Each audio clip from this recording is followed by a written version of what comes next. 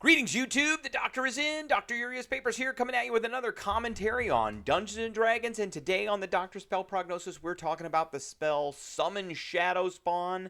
We're giving this spell a B+. I like this spell quite a bit. A couple reasons why I'm not giving it in the A's. But first, don't forget to hit that subscribe button. If you like this video, hit the like button. If you have any questions or comments, please leave a question or comment. All right. So we're giving this a B+ mainly because it's only usable by warlocks and wizards. There's some wizard subclasses that can work with this spell a little bit, but warlocks, it works more with warlocks. I'm not a big fan of taking warlocks as a straight class. I'm a fan of taking warlocks with a couple of levels of warlock. You get the type of warlock that you want, and then you go into another spell. But how does this spell work with all that, and how does it work, and what are all of its mechanics? Okay, it's a third level spell, takes an action, and it has a range of 90 feet, verbal, somatic, and material component, and the component is tears inside a gem worth at least 300 gold pieces. That does not go away, so you can use that over and over and over again. The duration of this spell is 1 hour. It is a concentration spell. You do want to concentrate on this spell. So you call forth a shadowy spirit. It manifests in an unoccupied space that you can see within range, which is 90 feet, as we said.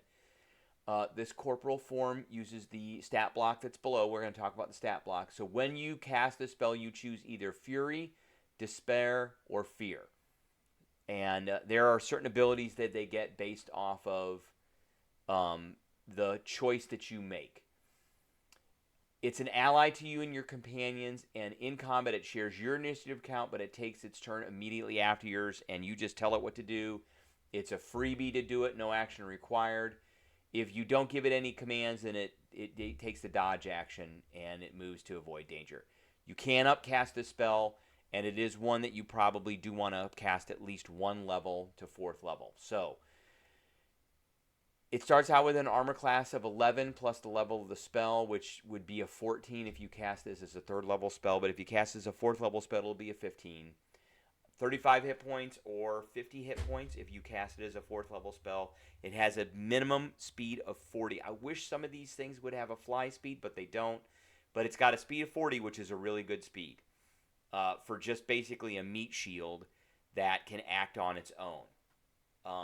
That can take hits for the party and harry things around the battlefield. It's immune to frighten. It's got dark vision, 120 feet. Its proficiency bonus equals your bonus. Okay, so there are two things here that start off. These are kind of monstrosity abilities. The first one is if you choose for the creature to be Fury, it gets Terror Frenzy, which means it has advantage on attack rolls against frightened creatures. So frightened creatures normally have disadvantage on ability checks and attack rolls while the source of its fear is within line of sight. The source of its fear, not the creature that cast it. And it can't willingly move closer to the source of its fear. And then this thing gets advantage against creatures that are feared. So you either want, there is a way for these creatures to fear something, or you yourself, the caster, need to put fear on something so that you would choose this. And Fury is not a bad one because getting advantage on those attack rolls is pretty good. And these things do okay damage. You do want to get it frightened, so you do want to figure out, we're going to talk about that a little bit, but that works really great. If you can get something frightened, then, or if something can become frightened, then that Terror Frenzy becomes really advantageous. The next one is Weight of Sorrow.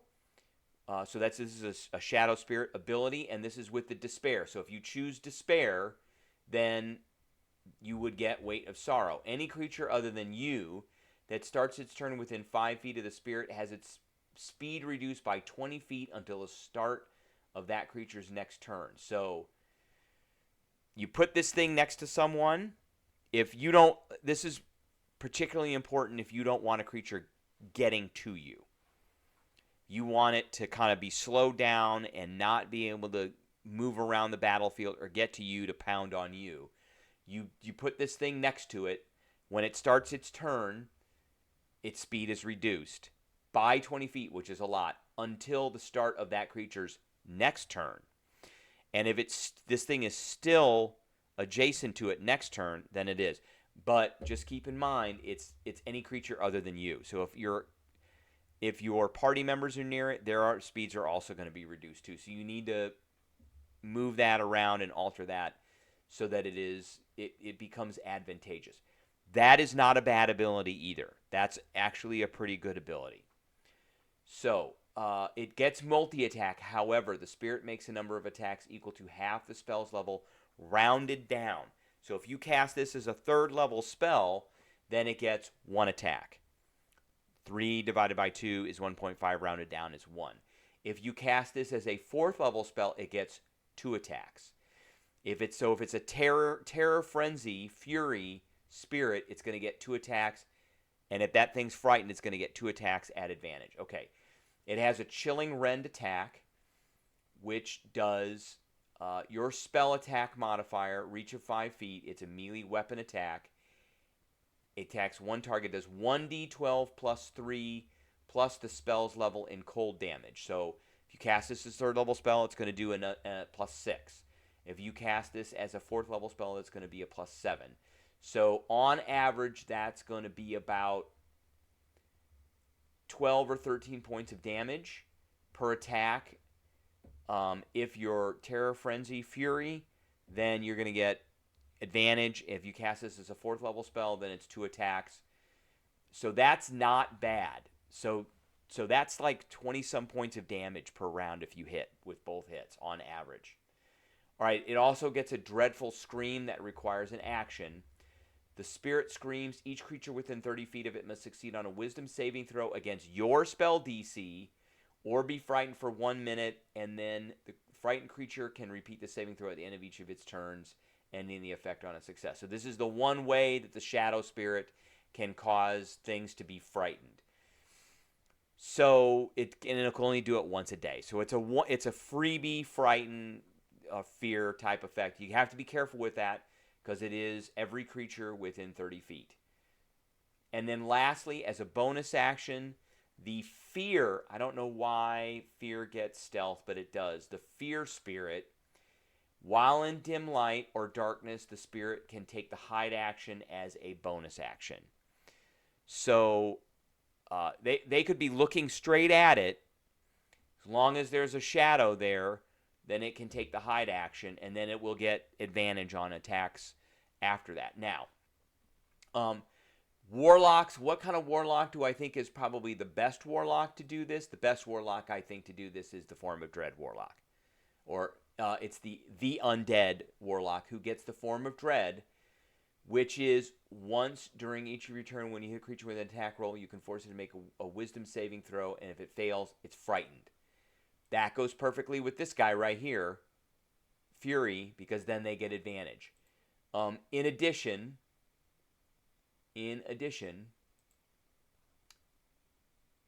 you can hit it with Repelling Blast. Always love Repelling Blast. So that pushes them away. And pushing them away and then flipping this guy on them, this Despair guy, will push them away from you and then slow them down. Now, the best wizard class, I think, is probably the Diviner, who gets the Portent, so that you can cast a fear spell of some kind to frighten this thing so you can cast a Fury and you can have it have advantage. All right, that's what I got for everybody today. I appreciate everybody tuning in, and I will catch everybody later.